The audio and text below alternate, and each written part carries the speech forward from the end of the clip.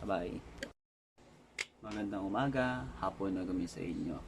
And sa panibagong video tutorial natin, and sa video natin, last video, gumamit tayo ng external libraries tulad ng NumPy at Pandas. Pero alam nyo ba na kahit wala kayong install na kahit ano, merong powerful na mga kasangkapan, ingredient kasama na Python. Yan ang pag-uusapan natin ngayon. Ang paggamit natin ng built-in math at statistics module. Module to ha. Para saan nga ba yung lesson natin ngayon? Kung gumagawa ka ng laro, simple calculator, o kailangan mo lang kumuha ng basic metrics ng isang listahan ng mabilis at hindi umaasa sa mabibigat na library. Ito ang pinakamalinis na paraan, and also ma-figure out natin dito kung paano kumuha ng mean, median, pati na rin ng pag-compute ng square root at exponent sa pamamagitan ng ilang line lang ng code. And then now, tara, let's code. Bring it on. Now, syempre, buksan muna natin yung ating idle Python, no? New file. Full screen natin. Import math and statistics. Import statistics.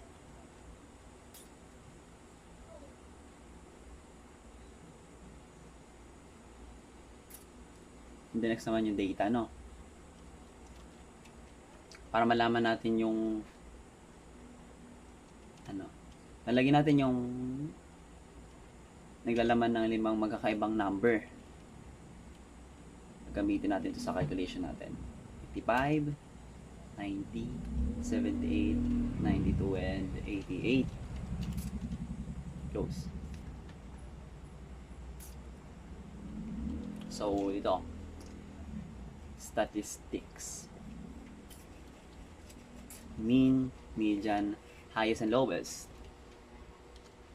Ganyan muna ang way ko para hindi ako malito, no? So, lagyan natin. Statistics. Mean. Data.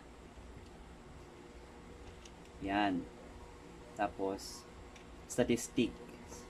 Median. Data.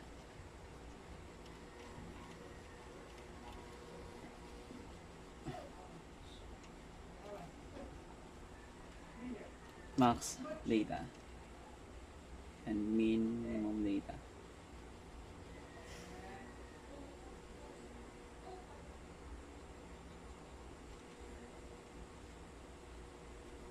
Kaya natin yung space. Yan. Close. Ngayon, hihimay-himay naman natin yung ating listahan gamit ng statistical command.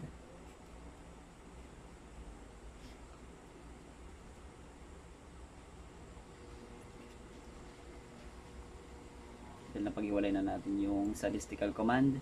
Dito tayo sa math operation, no? Tara.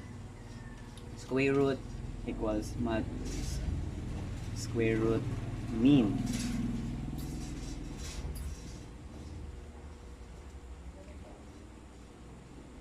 Para makuha natin yung square root o ugat ng nakuha nating mean o average value kanina. Para makuha natin yung mean o average. And then, math power 2 plus 3.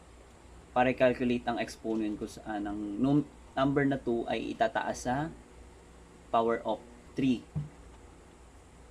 Power ng 3. And then, dito naman tayo sa output. Lagyan natin, print. Okay. Mean.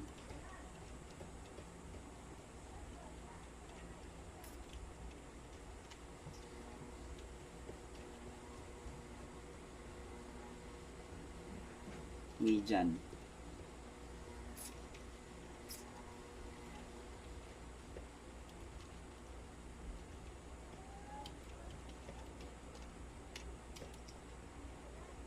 Highest.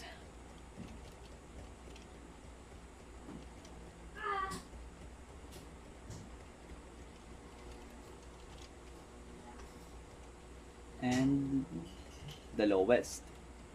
Lowest ang ilalagay natin.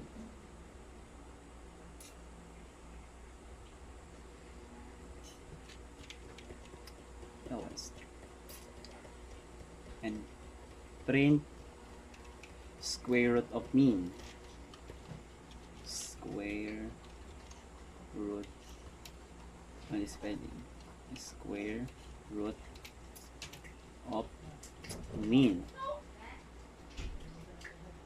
Square root, lalagyan natin, tapos close parenthesis na natin to para mag ano siya, mag-green siya. And then print 2 raised to 3.